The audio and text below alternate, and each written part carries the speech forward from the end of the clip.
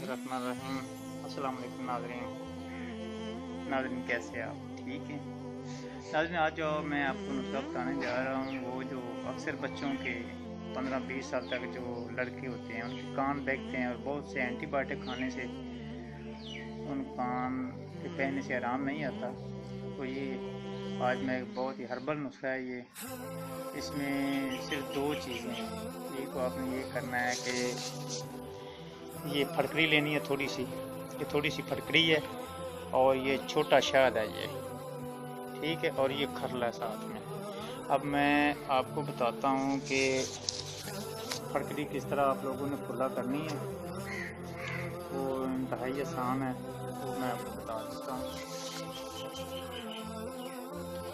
ये हमने फटकरी लेनी है और ये आग के ऊपर ये सिलेंडर के ऊपर तवा रख के उसके ऊपर ये 3-4 मिनट जो है ना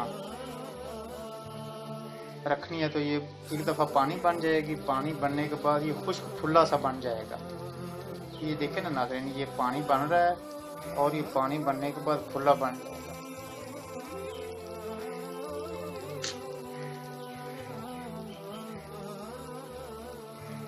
ये जब फुल्ला बन जाएगा तो इसको हम खल में डालकर खुश्क कर लेंगे, ये बिल्कुल पीस जाएगा। ये देखें नाज़रीन, ये फुल्ला बन रहा है, इसको कहते हैं कि फटकरी का फुल्ला करना।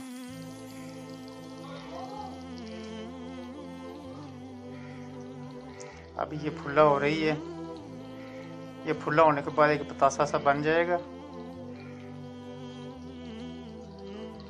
फिर हमने ये करना है कि इसको खल में रख कर पीस देना है।